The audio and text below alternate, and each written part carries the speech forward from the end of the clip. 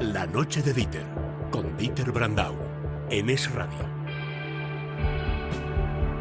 Juan Ramón Rayo, buenas noches. ¿Qué tal? Buenas noches, Dieter. Espero que estés descansado porque tengo mucho curro para ti. A ver. Pero mucho. Por orden, porque como lo he anunciado a los oyentes, es lo primero que te voy a pedir. Encuesta de población activa. Datos de empleo de hoy. ¿Son tan buenos como dice el gobierno que son los datos, Rayo, con la honradez que te caracteriza? Dime, responde. A ver, depende con qué fecha los comparemos. Si los comparamos con las expectativas que había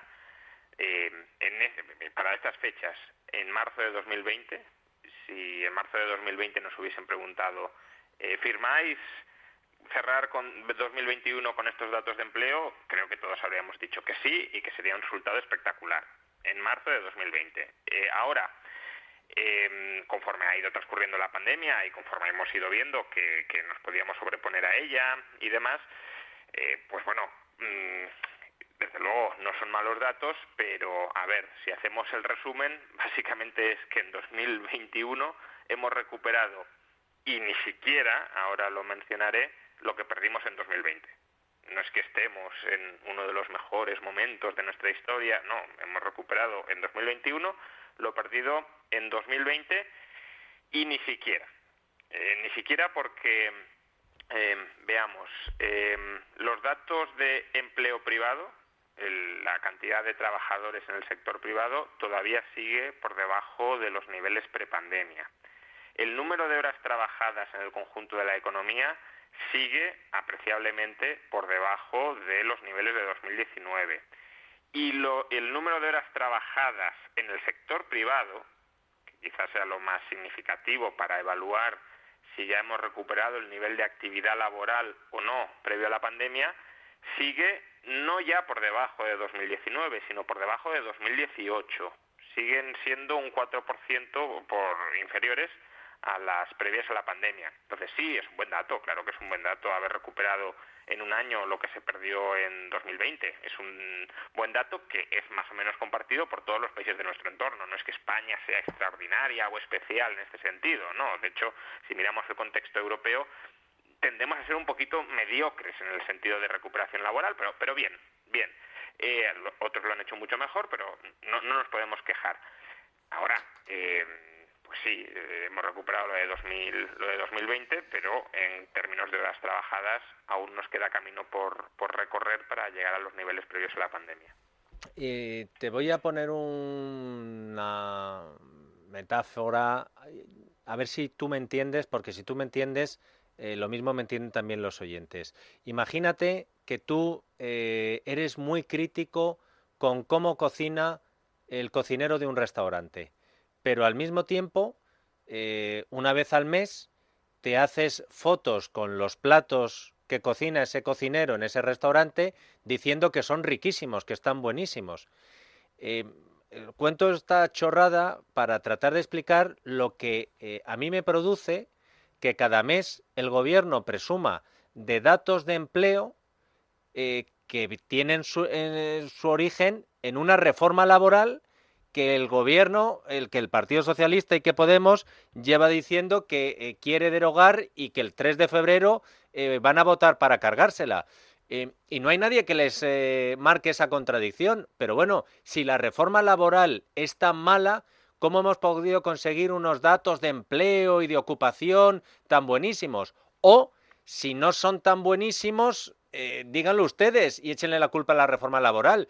Pero meterse con una reforma laboral y al mismo tiempo presumir de los resultados de la reforma laboral es a mí lo que me indigna, Rayo. No sé si me he explicado. Sí, totalmente. Lo que pasa es que si vamos a los hechos, yo creo que los hechos confirman que el gobierno, al menos es la parte socialista, pero también la parte de Podemos, al final del gobierno están satisfechos con la reforma laboral, porque lo que pretenden aprobar el 3 de febrero no deja de ser en esencia la reforma laboral del PP. Entonces, si mantienes la reforma laboral del PP, a pesar, claro, de las presiones de Bruselas, etcétera, pero si la mantienes es porque creerás que tan mal no ha ido. Y creo que efectivamente la economía española ha conseguido una parte de flexibilidad interna en las empresas que ha contribuido a que muchas empresas sobrevivan en momentos como este, que explica que luego la recuperación, como hemos dicho, en un año, pues hayamos manteniendo las distancias con la crisis de 2008, Quiero decir, esta crisis no tiene nada que ver con la de 2008, esta es una crisis de oferta, que ya era una crisis de demanda y financiera, pero aún así que en un año hemos sido capaces de recuperar el nivel de empleo que se perdió el año anterior, y eso en parte es mérito de la reforma laboral, claro. Vale, Rayo, tú sabes que eres un influencer político. Te está escuchando ahora mismo, me consta, gente de la Dirección Nacional del Partido Popular. ¿Por qué se tiene que abstener el Partido Popular en la votación del 3 de febrero que vota la reforma laboral de Yolanda Díaz? Bueno, a ver, para el partido puede que sea mejor no abstenerse. ¿Por qué? Porque de momento está acorralando a Sánchez y a Díaz contra sus propias contradicciones. Las contradicciones son las que tú mencionabas antes, que durante años han estado demonizando la reforma laboral, prometieron derogarla íntegramente y al final no han hecho nada, no han tocado nada sustancial.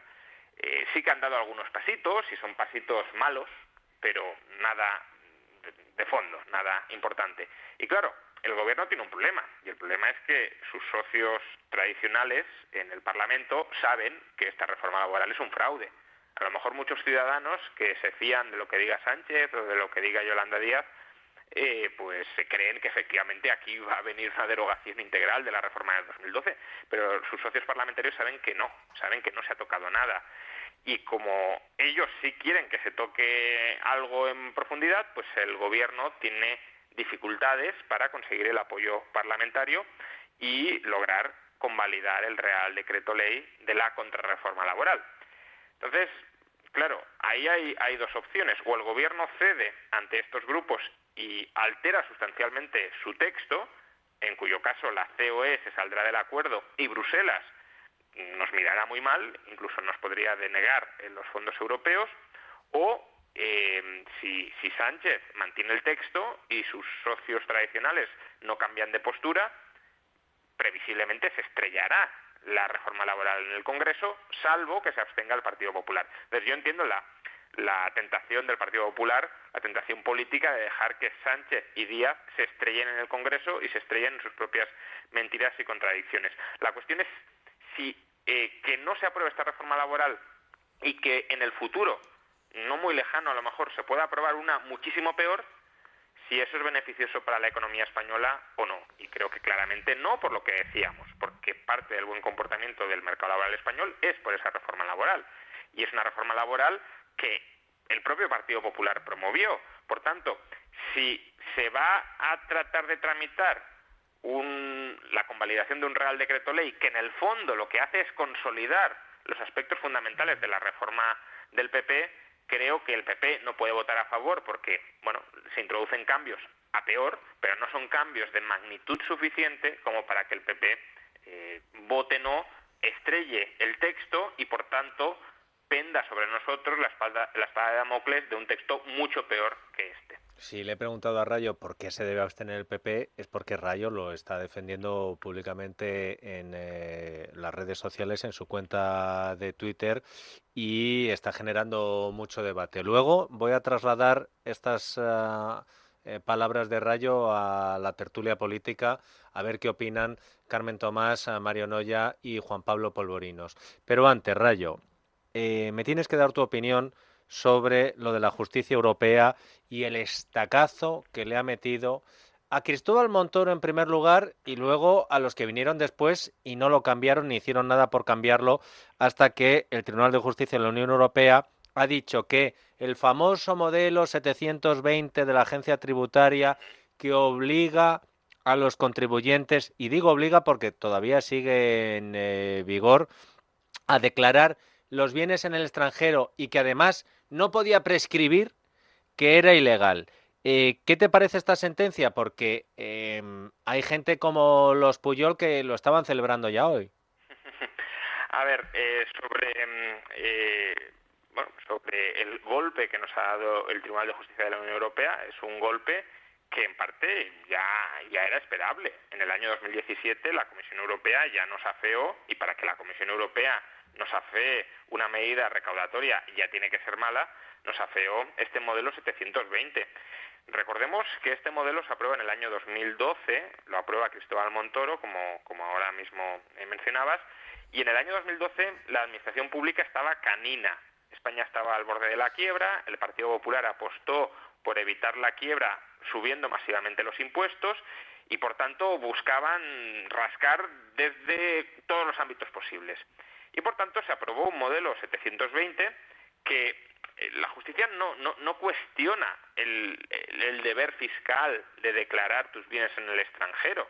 Lo que cuestiona es la absoluta desproporción y el absoluto abuso que implica este modelo. Las sanciones que se establecieron en fallos formales por este modelo, por no presentarlo a tiempo, por algunos errores, que podían ser incluso errores involuntarios, eran absolutamente aberrantes.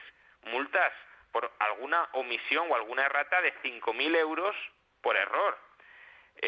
Y luego el monto total por una incorrecta declaración de este formulario, una incorrecta presentación de este formulario, hoy mismo el tribunal ha dicho en la sentencia que la sanción agregada podía llegar a exceder la totalidad de los bienes que se tenían que declarar. Claro, es que esto es una absoluta extorsión de la administración pública contra quienes tengan activos en el extranjero. Más allá, ya digo, de si vemos bien o mal la obligación de tener que declarar ante el fisco español que tú tienes esos activos en el extranjero, pero aunque puedas tener esa obligación, no bajo las condiciones absolutamente, ya digo, aberrantes que se habían impuesto en este modelo 720. La verdad es que lo que estás diciendo tú se reúne todo en el caso que originó la reclamación y que además lo ha contado muy bien Juan Pablo Polvorinos en su informativo de las 2 de la tarde, porque es que además ha tenido al protagonista, un taxista de Granada que emigró, creo que es a Suiza, vuelve con un patrimonio y por no declararlo hasta el año siguiente le meten un multazo, creo que eran de 400 y pico mil euros y lo que tenía él era de 300 y mucho mil euros. Es decir, que entre multas, retardos, intereses y no sé cuántas cosas más, le exigían bastante más del dinero que había traído. Sí, no que el dinero que debía haber tributado, sino todo el dinero. Del dinero total, sí, del sí, dinero sí, total. Sí. Sí. No, es que es una llevaba una situación de confiscación que es que no sé cómo el propio ordenamiento jurídico español no se ha encargado de tumbar esta medida y han tenido que venir desde fuera a finalmente hacerlo porque claramente era una medida confiscatoria que además no estaba proporcionada a la obligación formal que conllevaba. Es decir, este modelo 720 te podía terminar imponiendo sanciones mayores que defraudar fiscalmente en otras instancias, ¿no? Es decir, por no cumplir una obligación formal, no estamos hablando de no pagar una determinada cantidad, no, por no presentar este papelito te podían expropiar todo lo que tenías fuera. Claro, es que es un disparate. Has dado en una clave que a mí me parece fundamental. Hay muchas veces en las que los tribunales españoles aciertan y los altos tribunales también, y hay otras en las que no se les podía escapar algo así. Y en este caso, desgraciadamente, es uno de esos. Por último, Rayo, vamos a ver, al de la Reserva Federal ya lo único que le falta es hacernos un dibujito para que nos enteremos de que va a subir los tipos de interés y no muy tarde, no muy lejos en el tiempo, antes de la primavera. Sí, efectivamente. Parece que en marzo Estados Unidos va a subir tipos de interés, lo cual, por cierto, hay que conectarlo con los datos de empleo que hemos conocido hoy, porque estos datos de empleo y los datos también de crecimiento en Estados Unidos, que también se han publicado hoy, y que en términos nominales la economía estadounidense creció más de un 11% en el año 2021, todo esto nos muestra un panorama de sobrecalentamiento de la economía. Y justamente lo que está diciendo el presidente de la FED es que va a empezar a enfriar la economía.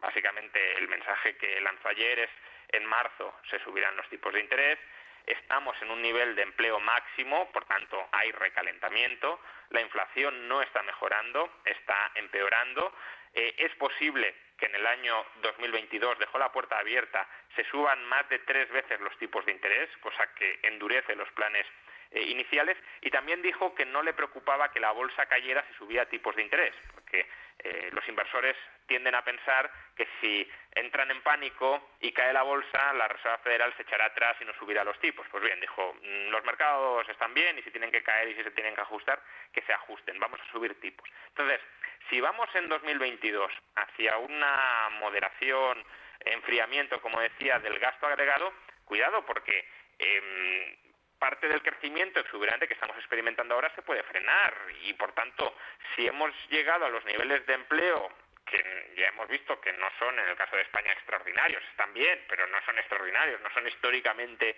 el nivel de empleo formidable, pues claro, si vamos entrando en un invierno financiero, pues esos datos a lo mejor no evolucionan en los próximos años tan bien como podríamos pensar a tenor de 2021. Desconozco si el señor Jerome Powell es un buen presidente de la Reserva Federal o no, el tiempo lo dirá.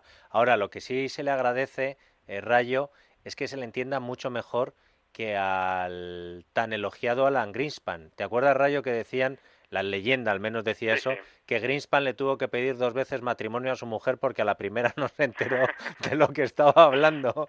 Pues con el señor Powell se entiende todo a la primera, ¿eh?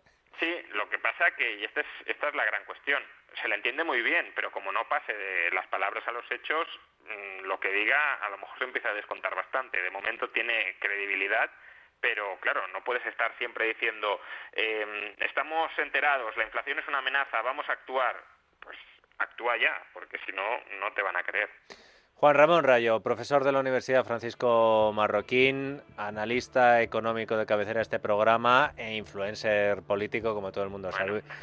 Un abrazo muy fuerte, Rayo. Un abrazo, hasta otra. Vamos con la tertulia, hashtag los directores, Carmen Tomás, Mario Noya, Juan Pablo Polvorinos.